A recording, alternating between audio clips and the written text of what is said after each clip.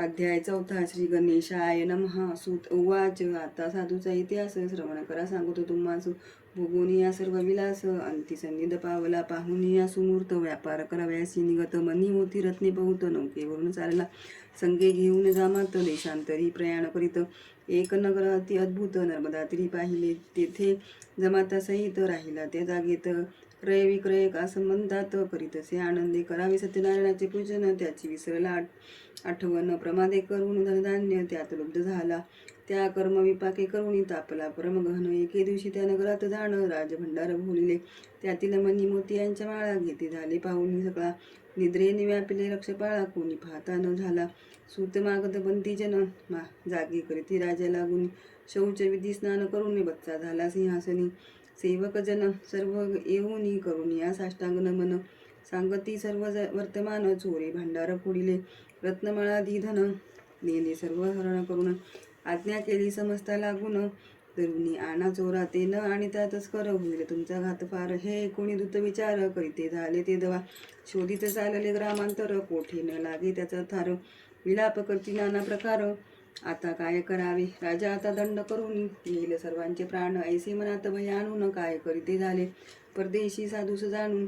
थोर चोर हाचे सापून, त्याशी केले बंधन. साधू जामाता सहित रत्ने आणि मोती माळा. वस्त्रे घेतली सकळा पुढे घालून दोघाला. राजापाशी आणले प्रतिकूल, हरसी त्यास झाला. म्हणून राजा काही न बोलला, धन त्याचे ते वेळा. राज्य भंडारी ठेविले साधू यास कारागृही घातले. जमातासही लोह शृंखला पायात त्याही सेवक जन घाली. ती साधू जमातासहित वारंवार विलाप करीत म्हणे, हे पुत्र होतात धन आपुले कोठे गेले. कोठे माझी भारी असेल कलावती काय करील. विधाता झाला प्रतिकूळ, आता काय करावे. ऐसे दुःखात मी निमग्न होऊन करी चिंता गहन. मोठ्या प्रयासे धन मिळविले होते मी, कोणत्या कर्म विपाके करून कोणत्या पापाचे आचरण. मी केले काळे करून, चिंतेत वर्षे लोटली. प्रतिकूळ हरी होत जे धन होते संचित. राजदंडे समस्त राहिले ते चोरे नेले. भार्या झाले अति दुःखित, पतीचे कल्याण इच्छित. वर्षे आणि पात्रे समस्त सर्व विकोणी खातसे. घरी काही न राहिले जाण मन. मग कन्ये सहित आपण काष्टे वेचून रानातून निर्वाह करीती झाली. अन्न आच्छादन नसता वरी, कन्या तिची काय करी. राहत होता विप्र शेजारी, त्याचे घरी जात असे तो तेथे. सत्यनारायणाचे अर्चन करीत होता एक सज्जन. कलावती करून नमन, काय तेथे बोलल. पिता आणि भरतार घरात येतो सत्वर. तू मज पावशी सर्वेश्वर, तरी मी पूजिन करीन. ऐशी ती प्रार्थना करीत तथास्तु म्हणती सभासद. कथा ऐकून प्रसाद घेत प्रातकाळी घरी आली. आई म्हणे, सुलक्षणा कोठे राहिलीस कोणे कारणा. सत्यनारायण कथा पूजन सर्व तरी तीस सांगत असे. माते इच्छा पूजेशी करून आहे म्हणशी तुझाही जाण. जनक आणि भरतार मिळून घरी यावे यासाठी. मातेचे आले मनास, भिक्षार्थ गेली नगरास. न करिता आयास बहुधन मिळाले. मग तिने आणून साहित्य कलावती पूजा करीत. लीलावती सहित भक्तिभावे पूजिला. कलावतीचे पूजे करून प्रसन्न झाला नारायण, कृपावंत दयाघ्न. त्याचे वर्णन कोण करी. सत्यनारायण उवाच. या पूजेचे महात्म वर्णू न शकते निगमागम. देवादिदेव पुरुषोत्तम, भक्तिभावे तोषतो. मुक्ती देणार, त्यास न सोसे गर्भाचा भार. यती म्हणे चमत्कार, श्रीहरीने दाखविला. कलावती करिता पूजन, त्या दिवशी सत्यनारायण राजाचे स्वप्नात येऊन काय बोलला झाला. साधूचा अपराध नसता, बंधन केले तत्वता. मुक्त त्यासी करी आता, आज्ञा माझी तुझ असे. स्वपर्यका वरुती राजाने निद्रा केली होती. तो विप्र रूपे तया प्रती बोध करिता झाला. माया हरीची प्रगटली, मग निद्रा राजाची गेली. विस्मित होऊन ते वेळी आश्रय करी मनात. गुरु आणि गणपती आदरे नमुनी कमळापती. मुख अवलोकून निवृत्ती सिंहासनी बैसला. स्वरवृत्तांत ते वेळा मंत्रियासी सांगितला. ऐकोनी प्राधानिक तो वेळा, काय बोलतो झाला. हे राजेंद्रा स्वप्नात पाहिले ते आहे सत्य. मनात झाला हर्षयुक्त, माया हरीची प्रबळ. मग कारागृहात तत्काळ साधूसा आणून सनिध तया बैसवून पुससे आनंदे. राजा उवाच. काय तुझे कुळ गोत्र, कोण देश पवित्र, येथे येण्यास काय निमित्त. हे सर्व सांगावे मजपासी. साधू उवाच. रम्य रत्नपूर नगर, आम्ही तेथील राहणार. क्रय विक्रयाचा व्यवहार, यतिवाणी असो आम्ही. मणी आणि मोती हिरे रत्न विकावी करून या प्रयत्न. राजदूती हे सर्वज्ञ, तस्कर म्हणून आणले. चोर नाही आम्ही जाण, म्हणी पहावे विचारून. राजदूती तुमच्या भयाने धरून आणले आम्हासी, अपराध नसता यथार्थ केला आम्हावर अनर्थ, आता आम्ही कोणता परमार्थ करावा ते सुचेना, उक्त दिसे ते आता करी बहिले, ते बोलून उगे राहिले, ऐकोनी अनिश्चया केले त्याच वेळी राजानी, तत्काळ बंधापासून उभयता ते मुक्त करून, दानी नाविका ते आणून श्रू दोघांचा करविला, घृतात दिळ मिळवून, अंगी उठले लावणी, उष्णोदके स्नान घालून, वस्त्रे दिदली तयासी, पक्वांना सहित भोजन नाना प्रकारे करवून, उभयतासी घाली भोजन तांबूलही दिदले, केला बहुत आदर दुःख भोगीत होते फार, त्या व्यथेचा परिहार केला राजाने तत्वता, ऐसा सन्मान पाहून साधू बोले राजा लागून, राजेंद्र कृपा करून मज आज्ञा द्यावीची, स्वामी तुमचे कारागृही दुःख भोगले बहुकाळी, आता लवलाही नगराप्रती पाठवा, आज्ञा द्यावी महाराज जमतास, मज ऐस बोलोनी सहज उगाच तो राहिला, ऐशी साधूची वाणी ऐकून या तोषणी, कोशाधिकारी बोलावून आज्ञा करिता झाला, द्रव्य आहे ज्यांचे संचित ते नौकेत भरून द्या त्वरित, साधू वैशास आज्ञा देत जावे आपल्या ग्रहासी, राजाची आज्ञा घेऊन साधू चालल्या तेथून, नौकेवरी बैसून नदी मार्गे चालिला, जामात साधू ते वेळा गीत वाद्य करिता झाला, मंगल करून चालिला, विसरला पूजनास सत्यनारायण देव, कलियुगी त्याचा अनुभव, पूजन करेल मनभाव त्यावरी देव कृपा करी, सर्व कामना देव न करी त्यांचे मनोरथ पूर्ण, ऐसा देव कृपा घन त्या प्रकारे भोजन, सुत उवाच हे शौनकादी ऋषीगण, ऐका हरीचे महिमान, तापत्रयात जे घडले जन त्या सुकृपे उद्धरितो, तो तापस रूप धरून करी साधूंचे विटंबन, ती कथा आता गहन ऐकावी जीवे व्हावे, तापस उवाच नौकेत काय भरले धन हे सांगावे मज लागुनी, साधू बोलले लतापत्रे पूर्ण नौके माझी भरी येली, आम्ही तरणी पर बैसोनी जातो नदी मार्गे करून, विरोधी प्रयोजनी काय कारणे त्वरित सापस एकता वचन, म्हणे लतापत्रे करून पूर्ण मनी इच्छिता त्याची जाण, तथा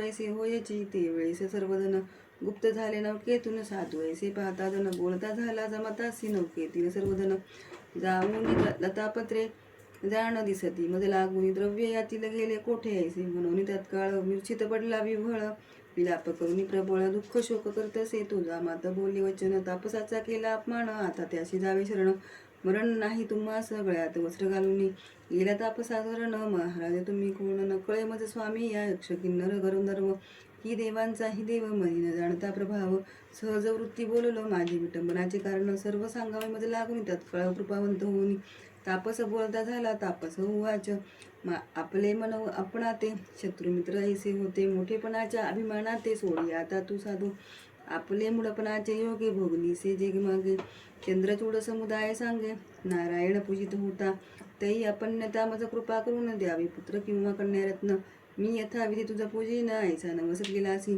परंतु धन गर्भे भरित पूजा विसरलास, सत्य सर्व व्यापक तो भगवंत तुझ प्रचित दाविन, पूर्वी ऐसा वर पाहुनी कन्या झाली तुझ लागून, मूर्ख आता तरी उमज मनी बोलून रूप दाखविले, साधू करी साष्टांग नमन गळ्यात वस्त्र घालून, म्हणे मी अपराधी गहन सद्गतवाणी बोलत असे, जय जय आजी सत्यनारायणा, जय जय आजी अपंबराळ गहना, जय जय आजी सर्वातीत निर्गुणा, विश्वव्यापक तुझे एक, तू सत्वरूपी निरंजन, तू देव कृपेचा सागर पूर्ण, तुझे आधारे प्राणी मात्र जाण चारी युगी वर्तती, तू देवादी देव जगन्निवास, तुझी खरा जगदीश, द्रव्यमध्ये आम्हास स्मरण नाही तुझे की, माझे बुद्धीचे क्षमापण करीन आता कृपादिमान दिदान, वारंवार तुझे स्मरण करीन मी जाणपा, ऐशी स्तुती करून मुद्रा लक्ष स्थापिल्या तैसे प्रत्यक्ष, मजला आहे तुझे शरण साक्ष, पोचता घरी पूजिन प्रसन्न होऊन नारायण, म्हणे तुझी इच्छा हो परिपूर्ण, पुत्र पौत्र समवेत जाण नाना भोग भोगीशी पै,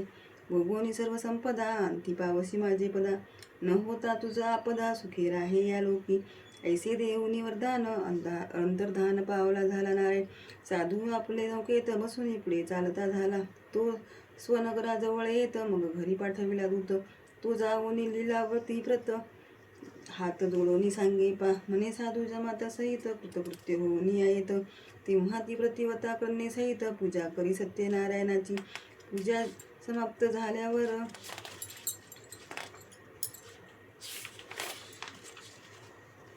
साधवी निगती झाली सत्वर, सांगाती जनी सखी जनांचे भार, नावे जळती पातली कलावती, प्रसाद न घेता निघून आली तत्वता, पती मुख दर्शनाची उत्कंठा तो येथे तैसे वर्तले, अवज्ञा प्रसादाची झाली त्या कारणे नौका बुडाली, साधू म्हणे ते वेळी माझे विटंबन कोणी केले, कारागृही बहुत प्रकार, दुःख भोगले दिवस फार, प्रारब्ध करणी अपार, काय करू मी आता, पुत्राविणे माझा संसार, वृथा झालं दुस्तर, आता माझे जीवाशी धिक्कार, ऐसावे प्रकारे विलापकारी, ते पती मरण ऐकून कलावती शोक करी दारुण, इतक्यात लीलावती पूजा सारून मंगले करीता आली, जमाताचे निधन ऐकताचे शोक पूर्ण, कलावती सपुढे देऊन रुदन परी अपार, स्वामी मी कृतार्थ असता, काय झाली ही अवस्था, धिकार तुझी प्रभुत्वात, ऐसे बोलून शोक करी, कन्येचे मुखाकडे पाहे तो मुख मृगांक उतराले, मातेच्या मुखाकडे ती पाही, पडली धरणी मूर्छित, करदली स्तंभाचे परी, पडताच झाली घाबरी, सावध होणी सत्वरी, पित्याचे मुख पाहत असे, रूपे अत्यंत सुंदर, नेत्रातून चाहे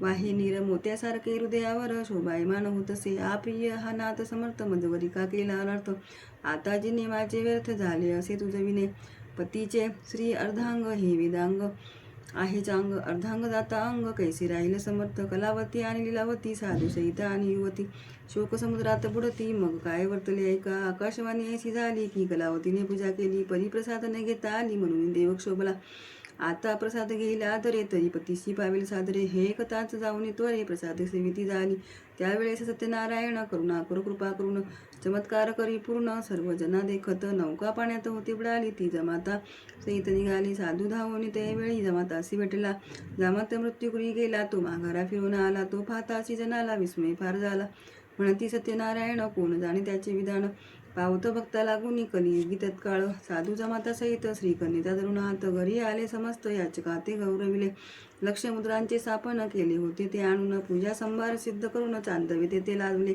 पताका कांचनी करून इष्ट सोयरे आप्तजन, ब्राह्मण बोलावून वेदघोष करून पूजा करिता झाला, सुवर्ण पुष्पे आणि फळे देवासी अर्पिले सकळे, भक्षभोजचे पैसो चोळे नाना प्रकारे करीत असे, षोडशोपचारे भगवंत पूजिता झाला जामाता सहित, मग प्रार्थना केली बहुत, वासुदेव तोषविला, साधू उवाच प्रणमामि महासिद्ध सत्यनारायण प्रसिद्ध, मी मूढ ममापराध क्षमा केली पाहिजे, सूर असुरा प्रतिनाना गंधर्वाची रीती, तुझे हाती जगतपती, कलासूत्र सर्वांचे, तुझे कृपेने चालती, तुझे कृपेने बोलती, तुझे कृपेने जगती, वर्ततात सर्व लोक, आता करुण मजवरी कृपा, करुणा करा जगदुपा, माझी कृपा अंगीकाराने जरूपा, चित्रुपा माझी ठाव देई, ऐसी प्रार्थना बहुत, तत्काळ करी प्रणिपात, विप्रभोजन करवणी समस्त, तोषविले भूदेव मित्रबंधू आप्तजन, सर्वादिद्दले भोजन, या लोकी सुख भोगुनी अंती विष्णुपद पावला, या विधाने करुणी करील सत्यनारायणाचे पूजन,